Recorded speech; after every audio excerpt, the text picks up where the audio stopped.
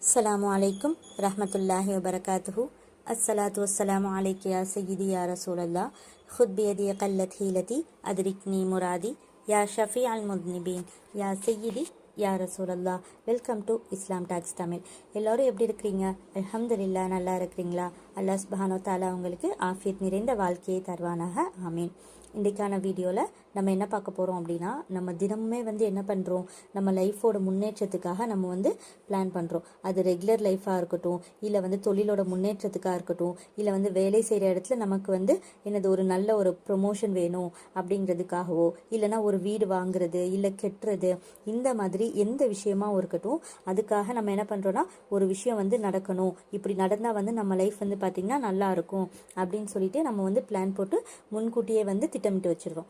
ஆனால் பார்த்தீங்கன்னா நம்ம என்ன பிளான் போட்டோமோ அதுபடி அந்த விஷயங்கள் நடக்கவே மாட்டேங்குது. எல்லாமே ஃபெயிலியர் ஆகுது. நம்ம என்னதான் பிளான் போட்டு பக்கவா இது ஃபெயிலியர் ஆகுறதுக்கு சான்ஸே கிடையாது, கண்டிப்பாக இது சக்ஸஸ் தான் அப்படின்னு சொல்லிட்டு நம்ம யோசிச்சுட்டு இருப்போம். ஆனால் பார்த்தீங்கன்னா எதிர்பார்க்காத ஒன்று நடந்துடும். இன்னும் ஒரு சில விஷயங்களில் நம்ம போட்ட பிளான் சக்ஸஸ் ஆகுமா, இது கரெக்டாக இருக்குமா, இல்லை தப்பாக போய் முடிஞ்சிருமோ அப்படின்னு சொல்லிட்டு ஒரு பயம் கலந்த குழப்பம் இருக்கும் இல்லையா? பார்த்தீங்கன்னா இப்போ தொழில் தொடங்கலாம் அப்படின்னு சொல்லிட்டு ஒரு யோசனை இருக்கும். ஆனால் வீட்டில் கொஞ்சம் பிரச்சனைகளாக இருக்கும், பணமும் அந்த அளவுக்கு இருக்காது. ஆனால் சரி, நம்மக்கிட்ட இருக்கிற எல்லாமே போட்டு நம்ம பண்ணிடலாம், இதுதான் சான்ஸ் அப்படின்னு சொல்லிட்டு தோணும், நம்மளால் முடியும் அப்படின்னு தோணும். ஆனால் இன்னொரு பக்கம் பார்த்திங்கன்னா ஒரு பயமாகவே இருக்கும். அதே மாதிரி திருமண அலையன்ஸ் வந்திருக்கும், 2 அலையன்ஸ் வந்திருக்கும். நம்மளுமே விசாரித்து பார்ப்போம், ரெண்டுமே நல்லதாக தான் இருக்கும். எப்படி இதை தேர்வு செய்கிறது, எப்படி சூஸ் பண்ணுறதுன்னு சொல்லிட்டு ஒரு குழப்பம் இருக்கும். இது சரியாக வருமா, இல்லை அது சரியாக வருமானு சொல்லிட்டு நமக்கு ஒரு குழப்பத்தில் இருப்போம் இல்லையா? இந்த மாதிரி நேரத்தில் இருக்கட்டும். இன்னும் பார்த்திங்கன்னா பிள்ளைங்களுடைய எதிர்காலம், நமக்கு உலக கல்வியும் வேணும், தீனுடைய விஷயத்துலையும் நமக்கு கல்வி வேணும். இந்த மாதிரி எந்த ஸ்கூல் நம்ம சூஸ் பண்ணுறது, எந்த யூனிவர்சிட்டி சூஸ் பண்ணுறது, எந்த ஃபீல்டில் போகிறது, இந்த மாதிரியான விஷயங்களும் முடிவெடுக்க நமக்கு ஒரு பயமாக இருக்கும் இல்லையா? இந்த மாதிரி இது எல்லாத்துக்குமே பார்த்திங்கன்னா ஒரு முழுமையான வழிகாட்டக்கூடிய ஒரு துஆ தான் இது. இது ஒரு குர்ஆன் வசனம் தான். நம்ம வாழ்க்கையில் உள்ள எல்லா பிரச்சனைகளுக்குமே பார்த்திங்கன்னா தீர்வு கண்டிப்பாக குர்ஆனில் இருக்கும் இல்லையா? இந்த வசனத்தை ஓதி நீங்கள் அல்லாஹ் கிட்ட துஆ கேட்டிங்க அப்படின்னா, நீங்கள் என்ன நியத் வச்சு இதை ஓதுறீங்களோ, ஏதாவது ஒரு காரியமோ, இல்லை ஒரு தேவை ஆக வேண்டியிருக்கு, இல்லை ஏதாவது ஒரு கஷ்டம் தீர வேண்டியிருக்கு, அப்படி இருந்தாலோ கண்டிப்பாக அல்லாஹ் சுப்ஹானஹு வ தஆலா உங்களுக்கு அதை உடனே நிறைவேற்றி தந்துடுவான்.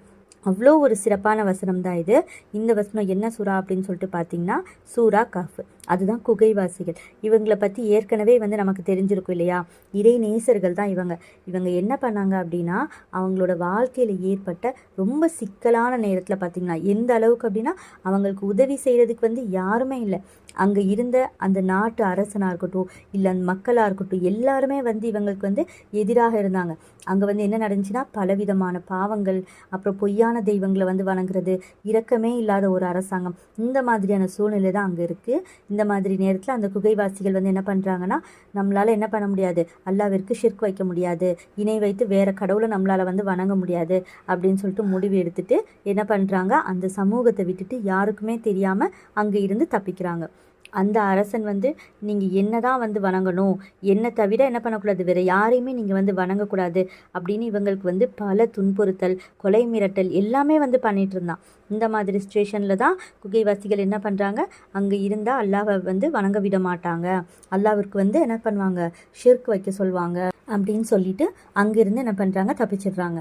அதுக்கப்புறம் அல்லாஹ்வினுடைய உதவியை நாடி இந்த ஒரே ஒரு வசனத்தை ஓதி துஆ செய்கிறாங்க. அவங்க ஓதி துஆ செஞ்சதுமே பார்த்திங்கன்னா அல்லாஹ்வினுடைய உதவியும் உடனடியாக அவங்களுக்கு வந்துடுது.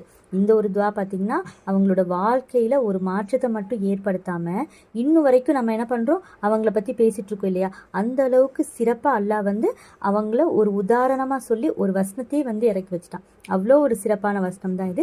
இந்த ஒரு வசனம் குர்ஆனில் இருக்கிறதுக்குண்டான ஒரு காரணம் என்ன அப்படின்னா, நம்மளும் இதன் மூலமாக படிப்பினை பெற்று அமல் செஞ்சு பலன் பெறணும்னு சொல்லிதான். இந்த சூறாவில் இன்னொரு சிறப்பு என்ன அப்படின்னா, முதல் 10 வசனங்கள் இருக்கு இல்லையா, அதாவது சூரா கஹ்ஃபினுடைய முதல் 10 வசனங்கள் இருக்கு இல்லையா, இதை நம்ம மனப்பாடம் பண்ணி வச்சுருந்தோம் அப்படின்னா தஜ்ஜாலுடைய குழப்பங்களை விட்டு நமக்கு பாதுகாப்பு கிடைக்கும். இது சாதாரண விஷயம் கிடையாது. இந்த தஜ்ஜால் பார்த்திங்கன்னா நம்ம முஸ்லீம் சமுதாயத்துக்கே மிகப்பெரிய சோதனை. அந்த பெரிய சோதனையை நம்ம ரொம்ப ஈஸியாக கடக்கணும் அப்படின்னா இந்த முதல் 10 வசனங்களை நீங்கள் மனப்பாடம் செஞ்சுக்கோங்க. இப்போ நம்ம ஒரு ஆயத்து சொன்னோம் இல்லையா, அந்த ஒரு துஆவும் இந்த 10 வசனங்களில் ஒன்று தான். நம்முடைய தேவைகளை நிறைவேற்றி தரக்கூடிய வசனம் தான் இது.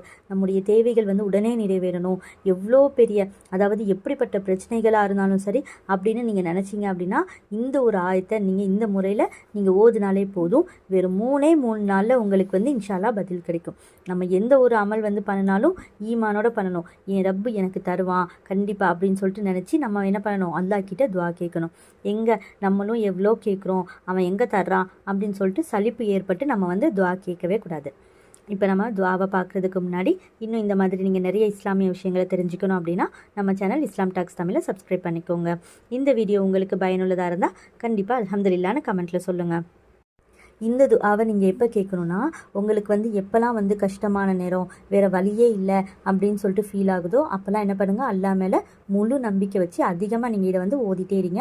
ஆனால் தினமும் வளமையாக நீங்கள் வந்து தஹஜ்ஜத் நேரத்துலையோ இல்லைனா ஃபஜ்ருக்கு அப்புறமோ இந்த துஆ ஓதி கேட்குறது ரொம்பவே சிறந்தது. நீங்கள் இதை ஒரு 3 நாள் தொடர்ந்து நம்பிக்கையோடு அல்லாஹ் கிட்ட கேட்டாலே போதும், நீங்களே வந்து மாற்றத்தை உணர்வீங்க. எத்தனை முறை ஓதணும் அப்படின்னா உங்களால் முடிஞ்ச அளவுக்கு அதிகமான எண்ணிக்கையில் நீங்கள் ஓதிக்கோங்க. இல்லை ரொம்ப அதிகமாக எண்ணிக்கையில் ஓத முடியலை அப்படின்னா ஒரு 11 முறை ஓதிக்கோங்க. இதுக்கும் கம்மியாக வேண்டாம். ஏன்னா இது வந்து சின்ன ஒரு துஆ தான். 11 முறை ஓதுறதுக்கு ஒரு 5 நிமிஷம் கூட நமக்கு வந்து ஆகாது. அதனால் நீங்கள் என்ன பண்ணுங்கன்னா தஹஜ்ஜத்தில் எந்திரிச்சு ஒரு 2 ரக்காத்து தொழுதுட்டு அப்புறமா இந்த ஒரு துஆவை 11 முறை ஓதிக்கோங்க. இப்போ அது என்ன ஆயத்து அப்படின்னா, பிஸ்மில்லாஹிர் ரஹ்மானிர் ரஹீம். ரப்பனா ஆத்தினா மின் லதுன்க ரஹ்மதன் வஹய்யி லனா மின் அம்ரினா ரஷதா. ரப்பனா ஆத்தினா மின் லதுன்க ரஹ்மதன் வஹய்யி லனா மின் அம்ரினா ரஷதா. ரப்பனா ஆத்தினா மின் லதுன்க ரஹ்மதன் வஹய்யி லனா மின் அம்ரினா ரஷதா. இதோட பொருள் என்ன அப்படின்னா, எங்கள் இறைவனே உன்னுடைய தனிப்பட்ட அருளை எங்களுக்கு தருவாயாக, எங்கள் செயல்களை ஒழுங்குபடுத்தி தருவாயாக. இதை அவங்க ஓதும்போது அல்லாஹ் மேலே முழு நம்பிக்கையோடு ஓதி துஆ கேட்டிருக்காங்க. கொஞ்சம் யோசிச்சு பாருங்கள், அப்படி ஒரு இக்கட்டான சுச்சுவேஷனில் எவ்வளோ பயம் இருந்திருக்கும் அவங்களுக்குன்னு சொல்லிட்டு. அதுவும் அவங்களோட ஈமான் அவ்வளோ உறுதியாக இருந்ததுனால இந்த துஆ வந்து கேட்டதுமே அல்லாஹ் அவங்களுக்கு வந்து உடனே வந்து பதில் அளிச்சிட்டான். ரொம்ப சிறப்பான பலம் வாய்ந்த வசனம் இது. அப்போ நீங்களே என்ன பண்ணணும், உங்களுக்கு எது சரி எது தவறு அப்படின்னு சொல்லிட்டு குழம்பி போய் இருக்கிற டைமில், இன்னும் மனசு ஒரு பயம் நெருக்கடி, என்ன முடிவு எடுக்கிறதுன்னு தெரியல, இந்த மாதிரி நேரத்தில் அவங்களுக்கு உடனே உதவி செஞ்ச ரப்பு எனக்கும் உதவுவான் அப்படின்னு சொல்லிட்டு நீங்கள் என்ன பண்ணுங்கள், நம்பிக்கையோடு அல்லாஹ் கிட்ட வந்து கையேந்துங்க. இப்போ நம்ம இதை ஒரு 11 முறை ஓதிக்கலாம். வீடியோ ஸ்கிப் பண்ணாதீங்க, என்னோட சேர்ந்து நீங்களும் ஓதுங்க. கேட்ட நன்மையும் கையோடு அமல் செஞ்ச நன்மையும் இப்போவே உங்களுக்கு வந்து கிடைக்கும். மனசார ஓதுங்க. இன்ஷா அல்லாஹ் இதை நீங்கள் இப்போ ஓதி முடித்ததுமே உங்களுக்கு வந்து அல்லாஹ் வந்து பதிலளிப்பான். ربنا آتنا من لدنك رحمة وهيئ لنا من أمرنا رشدا. ربنا آتنا من لدنك رحمة وهيئ لنا من أمرنا رشدا. ربنا آتنا من لدنك رحمة وهيئ لنا من أمرنا رشدا. ربنا آتنا من لدنك رحمة وهيئ لنا من أمرنا رشدا. ربنا آتنا من لدنك رحمة وهيئ لنا من أمرنا رشدا. ربنا آتنا من لدنك رحمة وهيئ لنا من أمرنا رشدا.